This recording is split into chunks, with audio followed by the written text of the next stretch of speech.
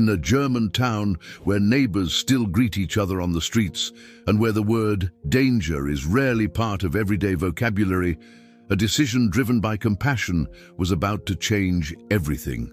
Bergheim, North Rhine-Westphalia, fall 2019. A community of 60,000 inhabitants where well-kept gardens and quiet streets painted the perfect picture of German tranquility. It was here that Ingrid Weber, 54, a retired German teacher, lived her lonely but seemingly safe routine. Divorced for 5 years, Ingrid had turned her 3-bedroom house into a personal refuge. She grew orchids, read historical novels on her free afternoons, and was known in the neighborhood as the woman who feeds all the stray cats, a title she carried with pride. Her life was predictable, perhaps monotonous, but comfortable, until that rainy Tuesday in November. The phone call came at 3:30 p.m., interrupting her afternoon reading. On the other end of the line was a voice that would change her life forever. "Ingrid, you always said you wanted to do something meaningful," said Klaus Hermann, coordinator of the local NGO Neue Hoffnung. His voice carried an urgency that made Ingrid drop her book immediately. "We have a special case. A 16-year-old Afghan boy. He lost his entire family in Kabul. He's been alone for weeks at the reception center." Ingrid felt her heart sink. A child. Alone. Traumatized by war. "He needs a temporary family, Ingrid. Someone who can offer stability while we process his permanent documentation." What Ingrid didn't know was that this call was no coincidence. Klaus Hermann had chosen her specifically. But why? 3 hours later, when Klaus brought the young man to her door, Ingrid saw the saddest eyes she had ever encountered in her life. Nasir Ahmad was thin, just over 5'7", with messy dark hair and clothes that clearly weren't his. He seemed to carry the weight of the world on his young shoulders. "He doesn't speak much German yet," Klaus explained, "but he's learning quickly. He's smart, polite. He just needs a chance, Ingrid, a family." Nasir remained silent during the introduction, only nodding respectfully and murmuring "Danke" in hesitant German. But his eyes told a story of unimaginable loss. Or at least that's what Ingrid believed she was seeing. "Of course he can stay," she said without hesitating for a second. "I have my son's room. Christian is in Berlin at university. Nasir can use it until he gets settled." The first red flag should have been obvious. Why did Klaus specifically choose Ingrid? In a city with hundreds of families, why her? Klaus had casually mentioned that Nasir had a thing for kind older women and that he felt safer with mother figures.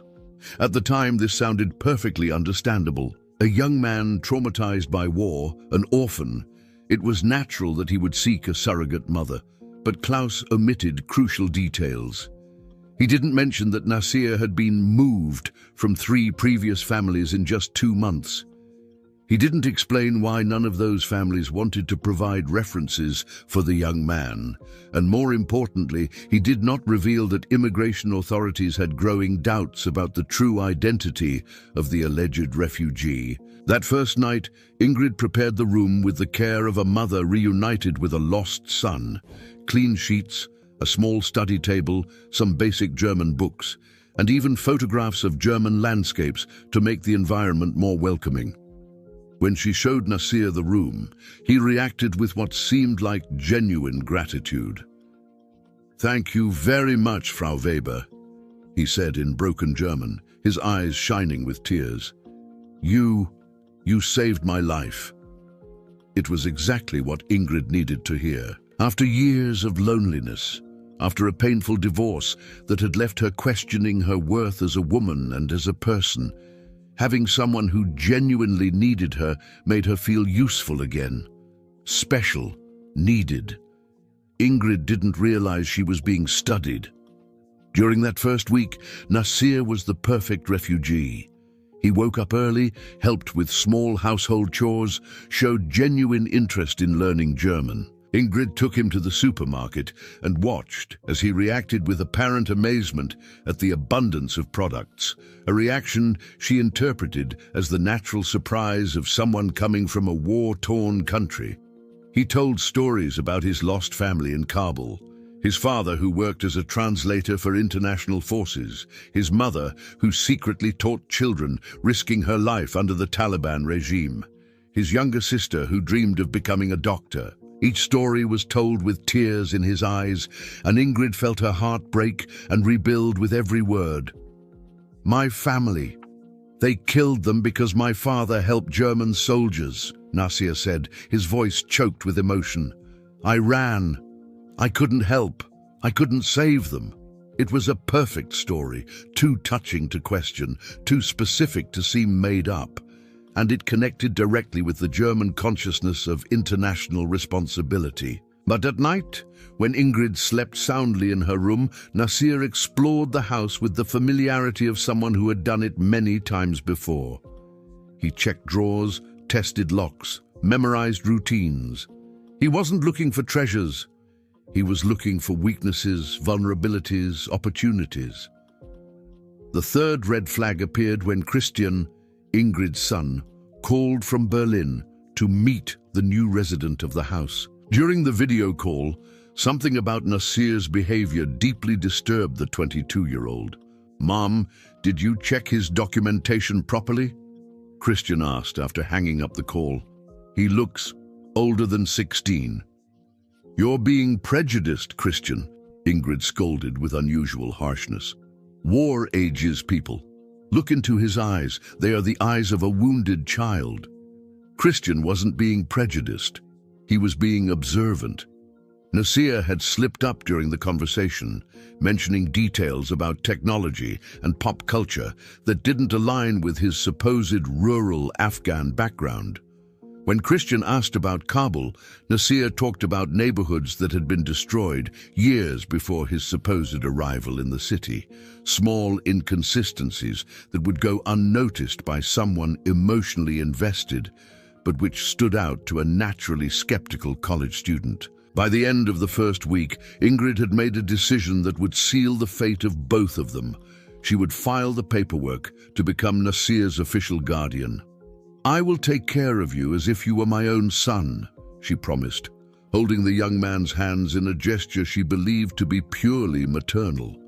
Nasir smiled gratefully, but behind those sad eyes, something cold and calculating flashed for a split second. The trap had been set perfectly. Trust had been established. The victim had been identified and emotionally seduced. But Nasir Ahmad was not who he claimed to be, and his true intentions with Ingrid Weber went far beyond simply finding a safe home in Germany.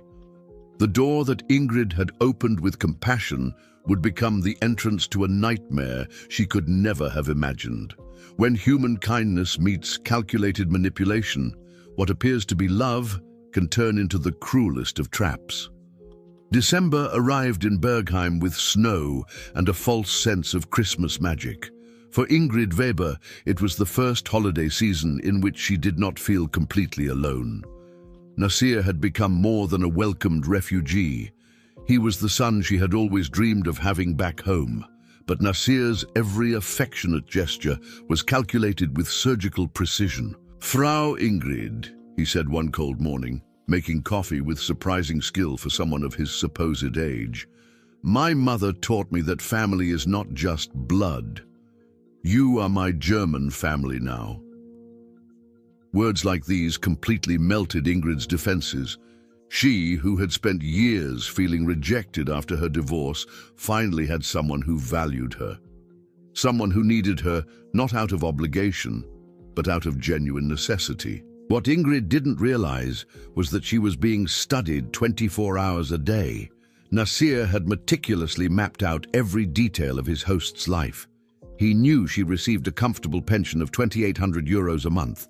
He discovered that she had a savings account of approximately $45,000, an inheritance from her mother kept for future emergencies. He noted that she had limited contacts. Her ex-husband, who called sporadically, her son in Berlin, whom she visited only on holidays, and a few retired teacher colleagues. Ingrid was the perfect victim, financially stable, emotionally needy, socially isolated. At the reception center, other refugee families began asking uncomfortable questions about Nasir. Farid Hassan, a genuine 19-year-old Syrian refugee, approached Klaus Hermann with specific concerns that should have set off alarm bells everywhere. This Afghan boy, he doesn't speak Pashto or Dari properly, Farid reported with growing unease. When I tried to talk to him in our language, he quickly changed the subject and the things he says about Kabul. I have cousins there. It doesn't match reality. Klaus should have investigated immediately. Instead, he chose to ignore it. Why? Because Klaus Hermann had his own problems. The NGO Neue Hoffnung was under increasing pressure to show positive integration results. Every success story like Nasir meant more government funding, more recognition, more job security. Questioning the identity of a refugee who was already well integrated could open a Pandora's box that Klaus was not prepared to face. Farid is jealous, Klaus rationalized to himself. It's natural for older refugees to feel envious when others quickly find welcoming families. It was easier to rationalize than to investigate, a decision that would prove costly. Meanwhile, at Ingrid's house, Nasir began the second phase of his plan, to create mutual emotional dependence. Frau Ingrid, can I tell you a secret? He said one cold December evening as they watched a German movie together on the couch. His voice carried a vulnerability that made Ingrid turn completely toward him. Sometimes I have terrible nightmares about the day my family died, but when I'm here with you, the nightmares stop. Ingrid was visibly moved. Oh, my dear boy, you can tell me anything. I'm here to take care of you. What if I had to leave someday? What if the authorities said I couldn't stay? Nasir let his voice tremble slightly. That will never happen, Ingrid promised, with a determination that surprised even her. I will do everything I can to make sure you stay. You are safe here. You always will be. It was exactly the answer Nasir wanted to hear. The hook was planted. That week, driven by a maternal determination she hadn't felt in years, Ingrid sought out a lawyer specializing in immigration law. Attorney Matthias Engel received her in his office with the professional skepticism of someone who had seen many complex cases. Frau Weber, I understand your compassion, but guardianship cases for minor refugees require extensive documentation. Do you have all of the young man's identification papers? Ingrid presented the documents Klaus had provided, feeling confident. Matthias examined them with growing care, frowning at times. These documents, they look authentic, but there are some strange inconsistencies. The dates don't line up perfectly with his official arrival in Germany. And this stamp here, he pointed to an almost imperceptible mark, looks like it's been altered. Ingrid felt a chill in her stomach. What does that mean? It may mean nothing. Refugee documents pass through many hands, often getting damaged or re-stamped during the process. But I would strongly recommend an additional check with immigration authorities. Ingrid made a decision that would change everything. She chose not to do the check. I don't want Nasir to feel questioned, she told the lawyer, with a conviction that surprised even herself. He's been through enough trauma. Let's proceed with the guardianship based on what we have. Matthias shook his head, concerned, but proceeded as requested by his client. After all, she was paying his fees. It was exactly what Nasir had anticipated. Nasir knew that emotionally invested victims would choose to protect the relationship rather than question inconsistencies. He had observed Ingrid long enough to understand that she valued emotional harmony more than factual verification. That night, Nasir celebrated internally, but he also escalated to the next phase, starting to make small financial requests. Frau Ingrid, he said a few days before Christmas, with the perfect hesitation of someone who doesn't want to bother her. I know you already do so much for me, but would it be possible to have a phone for emergencies and to talk to other refugees when I feel very lonely?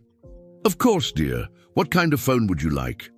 It doesn't have to be expensive. Anyone that has internet so I can study German online. 400 euros later, Nasir had a state-of-the-art smartphone. But the phone wasn't for emergencies or for studying German. It was for coordinating with other members of his network, because Nasir Ahmad wasn't operating alone. On Christmas Eve, while Ingrid was preparing a special dinner to make Nasir feel at home, he was in his room sending messages to Paweł Kowalski, a 34-year-old Polish man based in Cologne. Target confirmed. Victim completely hooked. Legal guardianship process initiated. Access to bank accounts in 3 to 4 weeks. Proceed to phase 3. The response came quickly. Confirmed. Begin transfer of financial trust, but slowly. Don't burn the goose that lays the golden eggs too soon. The truth was darker than Ingrid could have imagined in her worst nightmares. Nasir was not a traumatized refugee. He was a 24-year-old professional predator who specialized in exploiting lonely, middle-aged German women. His real name was Amir Khoury, born in Lebanon, with a forged Syrian passport and specific training in psychological manipulation. He had arrived in Germany not as a refugee but as a tourist 2 years earlier. Since then, he had lived with 4 different German families, always following the same deadly pattern. Identify lonely women, create emotional dependence, exploit them financially, disappear before they discovered the truth. Ingrid Weber was just his latest victim. While she wrapped Christmas presents for the son she had unexpectedly gained, Nasir meticulously planned how to drain her bank account over the next 3 months. Phase 2 was complete. Trust had been established. Emotional dependence had been created. Now, the real exploitation would begin, and Ingrid had no idea what was about to happen. When kindness becomes a weapon against ourselves, we discover that the most effective predators are those who speak the language of the heart. January 2020 brought more than just a new year to Bergheim. It brought the third and most dangerous phase of Nasir Ahmad's plan. The first few weeks after Christmas had cemented his position as Ingrid Weber's emotional adopted son. Now it was time to monetize that hard-won trust. Imagine for a moment you opened your heart, your home, your life to someone you believed needed help, and that person is about to turn your generosity into your own destruction. Frau Ingrid, I need to tell you something very important, Nasir said on a cold January morning, his eyes filled with the sadness he had perfected over years of practice. I received news from the Red Cross. They found my cousin in a refugee camp in Turkey. Ingrid dropped her coffee cup, immediately moved. What would any decent person do upon hearing that a loved one had found family alive after so much tragedy? Oh, my dear, what wonderful news! You have family alive. Yes, but... Nasir hesitated dramatically, each pause calculated for maximum emotional impact. She's sick, very sick. She needs urgent surgery, but she has no money. And I feel guilty for being here, safe and well-fed, while she suffers. It was the beginning of systematic exploitation. Can you see the cruel genius behind this?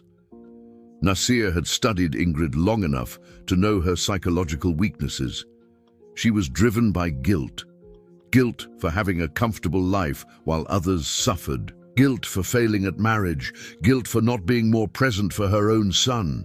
Appealing to that guilt was like pressing an automatic button. How much does she need for the surgery? Ingrid asked, already knowing she would offer help before even hearing the answer. The Red Cross said it's 2,000 euros. I know it's a lot of money. I know you already do everything for me. But she's the only family I have left in the world. 2,000 euros were transferred that same day. Let that sink in for a moment. That same day, no verification, no questions asked, not a single phone call to confirm that this cousin even existed. Ingrid justified the transaction to herself as an investment in humanity.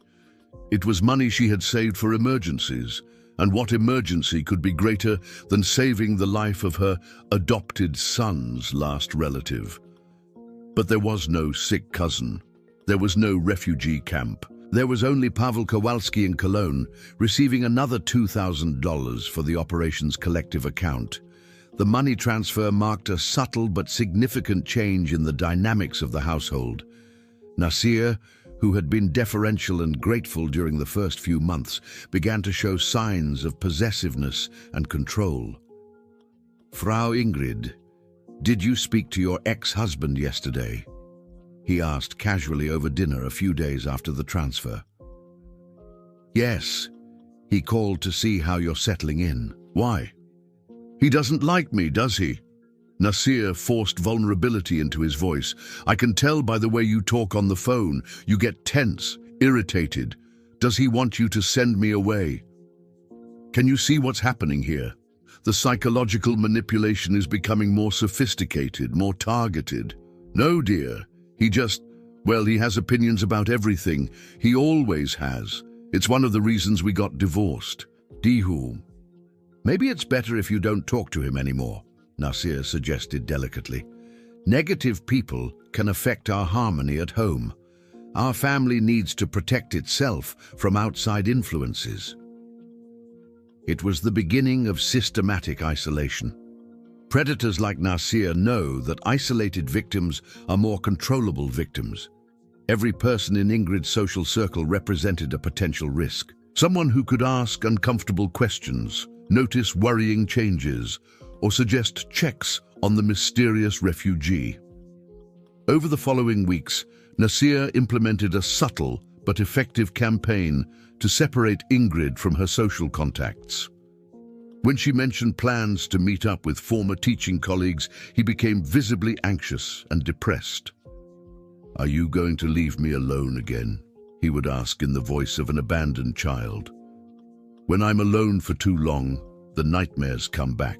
I remember the night my family died. How could Ingrid go out to meet friends, knowing she was causing the traumatized young man suffering? Each cancelled social outing was a victory for the isolation plan. Social isolation wasn't the only change. Nasir also began to show a growing interest in Ingrid's finances, always with seemingly innocent justifications. "Frau Ingrid, I'm learning about the German banking system at school," he said one afternoon. Can I see how you organize your accounts? I want to learn so I can be independent one day. And here's where the story takes a turn you won't believe. Ingrid not only showed him her accounts, she taught him her passwords. "Look, dear, this is my checking account where I receive my pension. This one is my savings account where I keep money for the future. And this one," she opened a third account, "is where I keep the money I inherited from my mother. It's my safety net for real emergencies."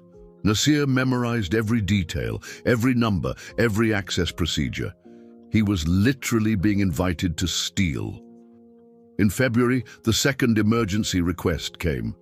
"Frau Ingrid, something terrible has happened," Nasir announced, arriving home with tears in his eyes. "They called from the refugee camp. My cousin, the surgery wasn't enough. She needs more treatment. And now they've discovered she has a young daughter, my niece, who also needs medical care." Another $3,500 was transferred. This time, Ingrid had a moment of hesitation. $5,500 in 2 months was a significant amount, even for someone in her comfortable financial situation. But when she saw the genuine despair in Nasir's eyes, her doubts dissolved. "Family is family," she said, signing the transfer. "We'll do whatever it takes." Pavel Kowalski laughed when he received notification of the second transfer. "This kid is an artist," he wrote to Nasir. 2 big transfers in 2 months, and she didn't even question the details. Let's give her a few weeks to breathe, then we'll move on to the final phase." But someone was starting to ask the right questions.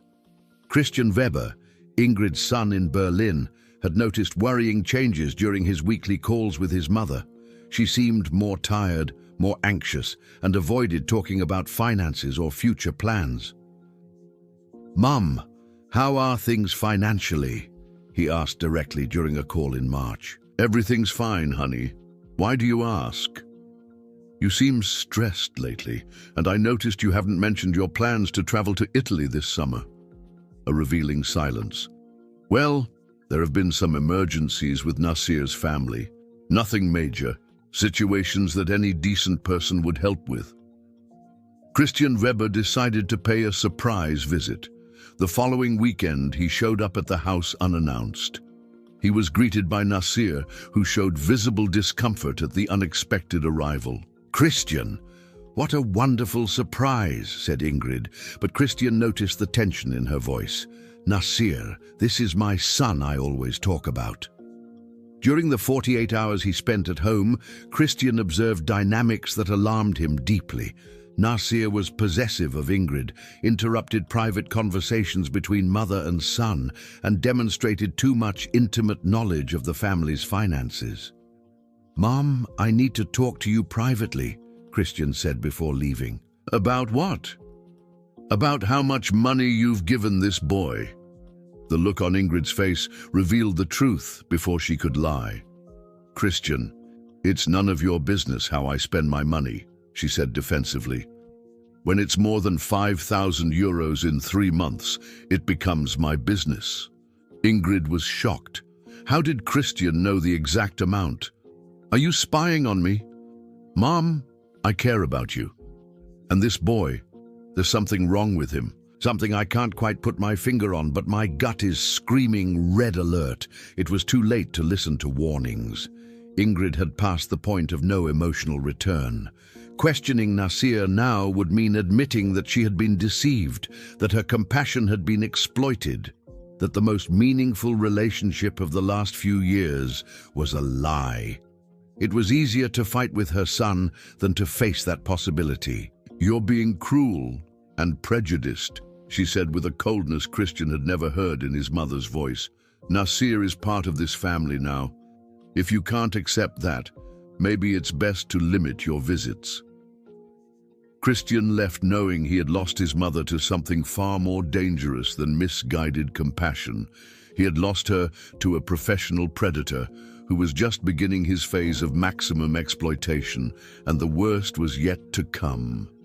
Imagine for a moment. You have dedicated months of your life to saving someone. You have opened not only your home, but your heart, and then you discover that this person never existed. Opening image. A middle-aged woman holding a phone with trembling hands, staring at an empty room that once housed her dreams of motherhood. April 2020. A phone call that would change everything. It was Tuesday, 2:30 p.m. Ingrid Weber was in the garden, tending to her orchids when the phone rang. A male voice with an Arabic accent asked something that made her world collapse. "Hello, may I speak to Amir Khoury?" "I'm sorry, I think you've got the wrong number. No one by that name lives here." "Are you sure?" This number was listed as the emergency contact for Amir Khoury, 24 years old, Lebanese national. "We are calling from the University Hospital in Düsseldorf." Pause. Breath. 24 years old, Lebanese, not 16 years old, not Afghan. "Ma'am, we have a young man here who gave this number as his contact. He was brought in unconscious after a car accident."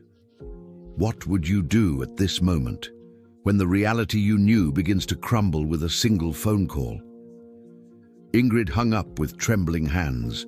Amir Khoury, 24 years old, Lebanese, Nasir Ahmad, 16 years old, Afghan. The pieces began to fit together in a terrifying way. She ran to Nasir's room. She knocked on the door. Silence. She used the spare key. Empty. Not just empty of people, empty of existence, as if Nasir Ahmad had never existed.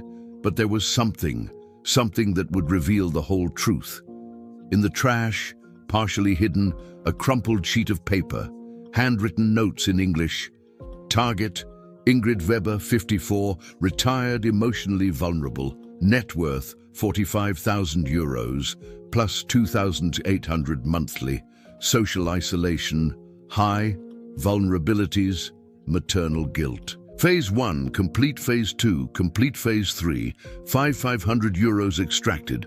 Phase 4, full access to accounts, scheduled. Can you imagine?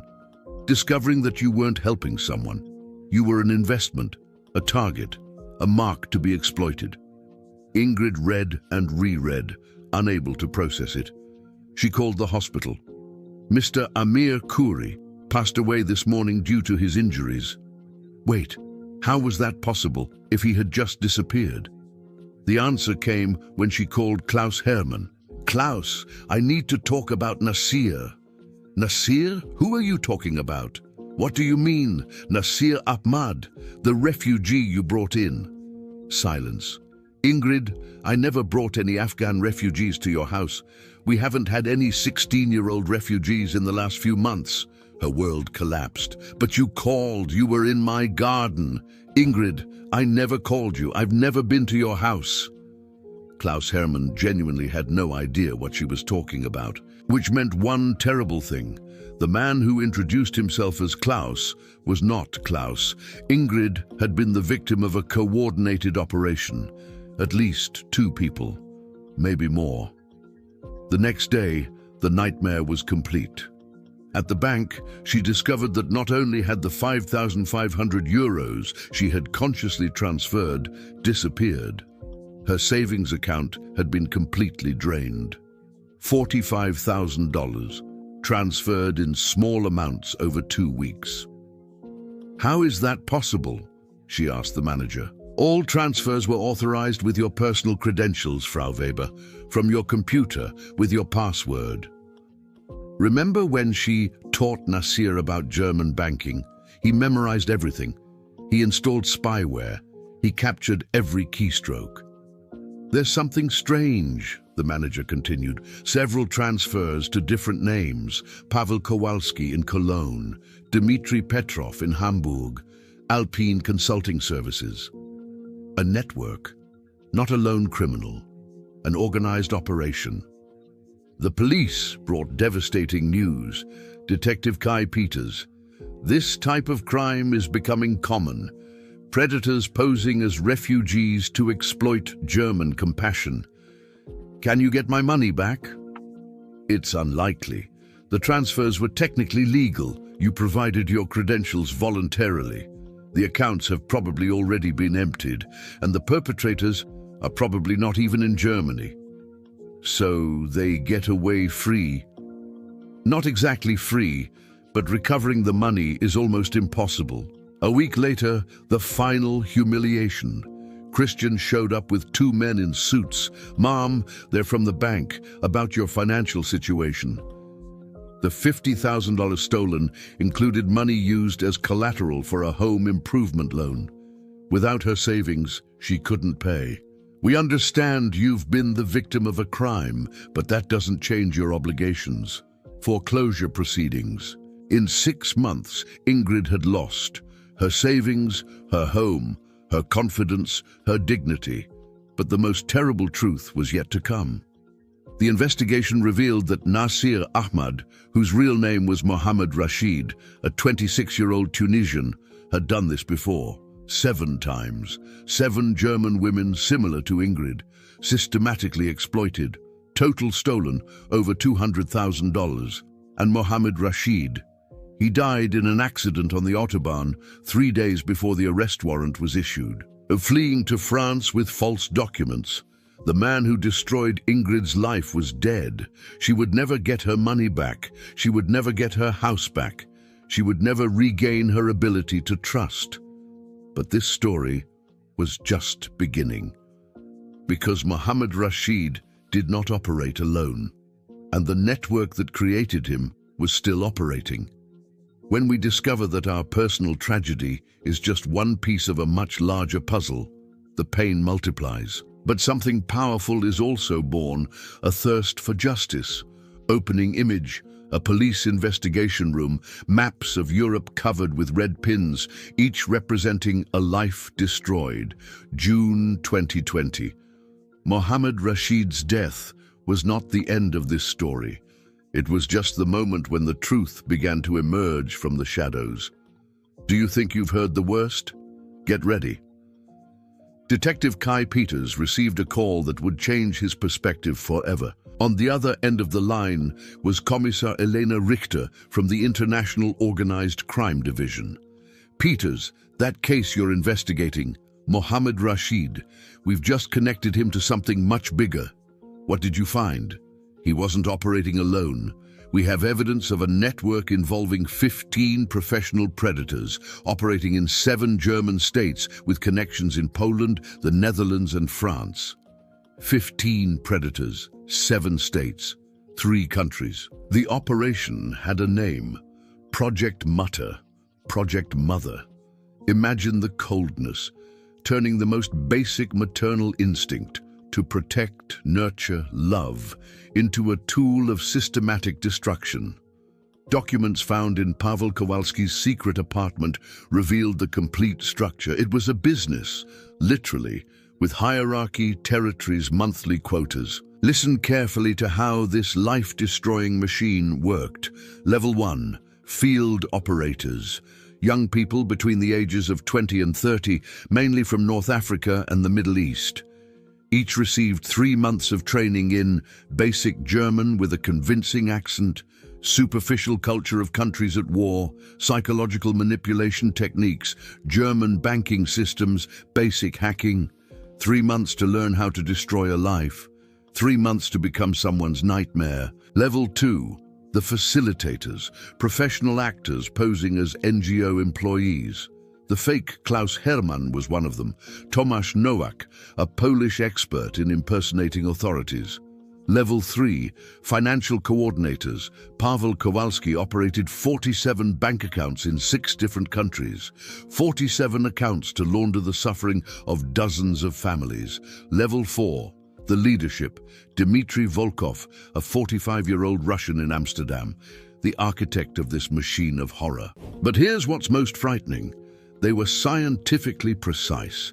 They had studied German government data on divorce rates by region, demographics of lonely retirees, donation patterns for refugees, psychological vulnerabilities specific to the 1950-1970 generation. Ingrid Weber was not chosen at random.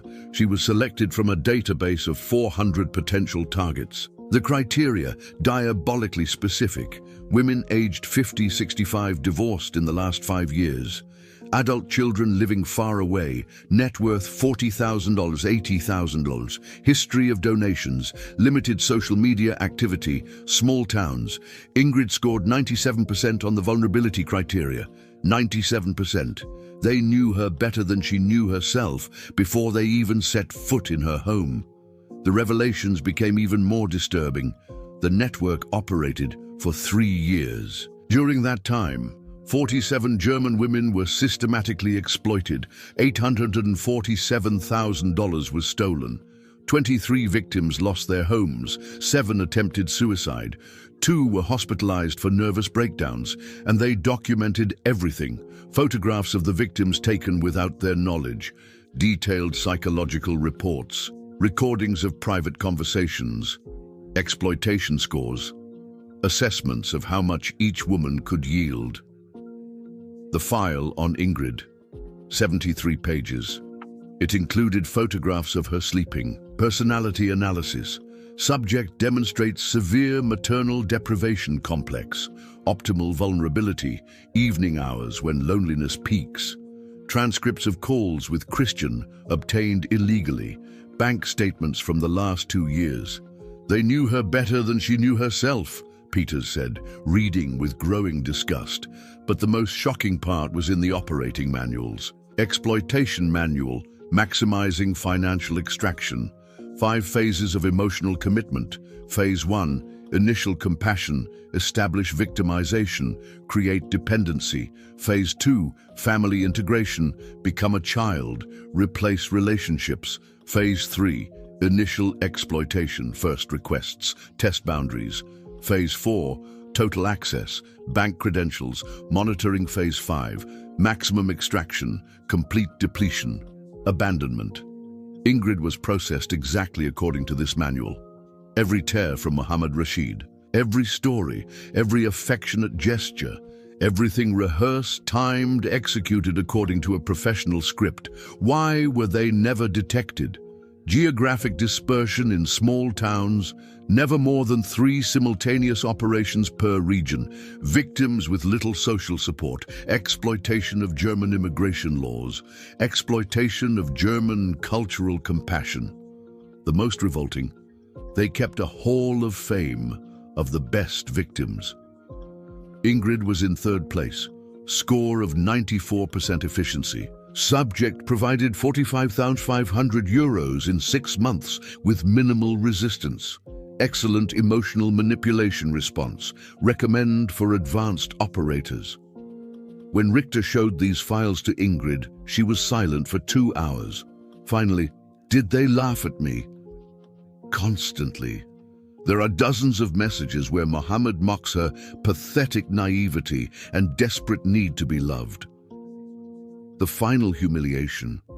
Not only did she lose her home, her savings, her trust, she was treated as entertainment by criminals who documented every moment of her degradation. But one question remained. If Mohammed was dead, who else in the network was still at large? The answer would be even more terrifying, because Project Mutter did not die with Mohammed Rashid. It had simply evolved and found new victims. When the system fails those who need it most, we discover that some wounds never heal. But we also discover the strength that comes from shared pain. Opening image, a middle-aged woman in a small apartment holding an official letter. In the background, boxes still to be unpacked, a whole life reduced to the bare essentials. December 2020. 1 year after Nasir Ahmad entered Ingrid Weber's life, the German winter brought more than snow to Bergheim. It brought the brutal reality of justice in a world without borders for crime. Ingrid Weber sat in her welfare apartment in Düsseldorf, reading 47 pages detailing the systematic destruction of her life and the news she had already expected, but which still devastated her. No criminals would be arrested. Kommissar Elena Richter visited her in person to deliver the final verdict. Frau Weber, I'm sorry to inform you that we are officially closing the investigation. But you've discovered so much. Discovering is not prosecuting. Richter carried the exhaustion of someone who had spent months chasing international ghosts. Mohammed Rashid is dead. Pavel Kowalski has disappeared. Dmitry Volkov was never found, probably not even his real name. The network had dissolved like smoke. Within 72 hours of Mohammed's death, bank accounts emptied and closed, safe apartments abandoned, 8 operators missing, equipment destroyed. They had emergency protocols.